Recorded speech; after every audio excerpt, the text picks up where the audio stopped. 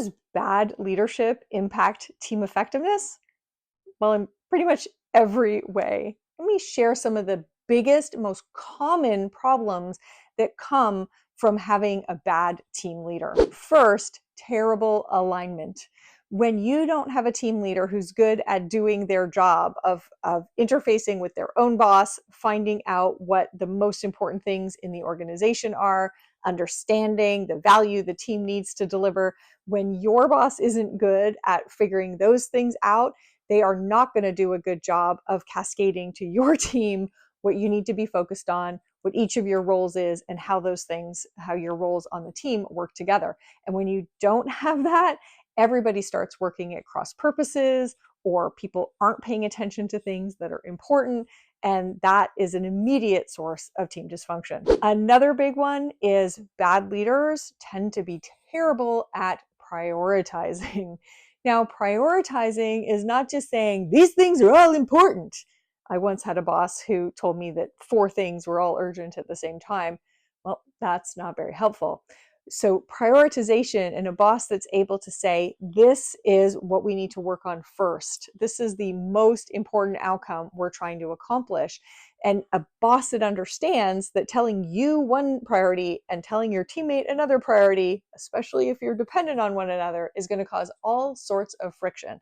So bad team leaders who don't know how to prioritize, they either leave no one paying attention to something important, 2 people working away on something and stepping on each other's toes, or they just leave everyone with so many priorities that they're stressed out all the time. Bad prioritization leads to bad teamwork. The another thing that bad team leaders do is they leave shared accountability. And shared accountability is a really surefire way to create unhealthy conflict on a team, because as soon as multiple people share the accountability for one outcome, well, first of all, you've got room for everybody to blame everybody else. Well, it's not that I didn't do it, she didn't do it. You also have that, well, I don't know, who owns this? Do I get to decide this? Do they get to decide? Can they prevent me?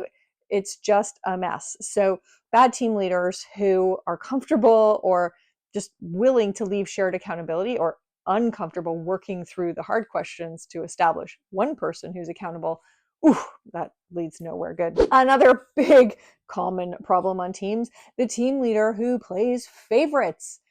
Ah, not good. Now, it's so human to play favorites. We often have people on teams who they just seem more like us. We relate to them more easily. They're just happier, or they work harder, or but those favorites, playing favorites, can be bad for everyone and bad for the team dynamic.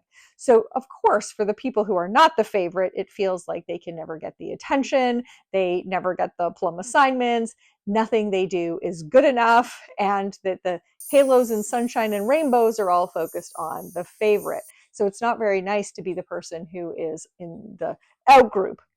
But it's also not nice to be the favorite. So being the favorite in the group and feeling and knowing that your boss is giving you undue attention, that feels like a lot of pressure to try and defend that to your colleagues, or to not even defend it, but to just be kind of embarrassed by it. It's really uncomfortable.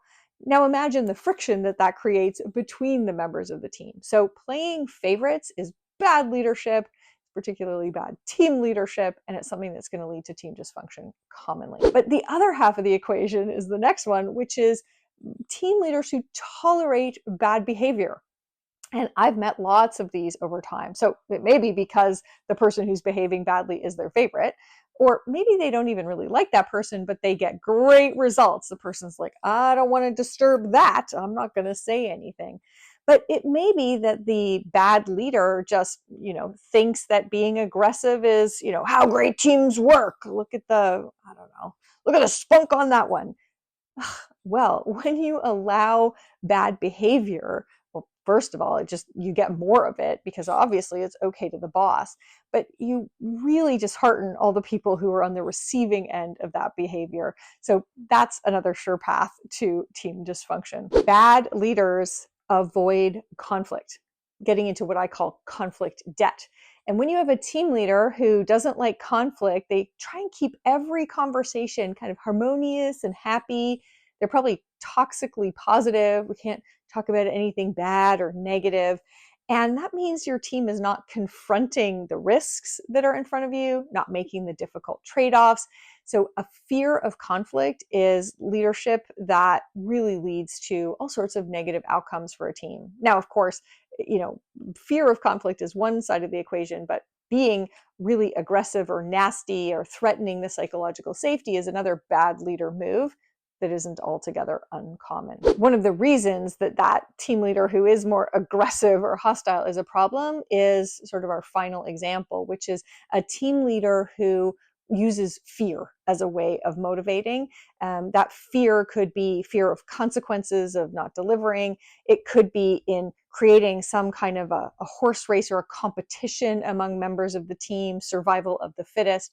But team leaders that use fear as a motivator tend to create anxiety levels among everybody that shortens people's attention span. It causes them to be less patient or less forgiving of one another.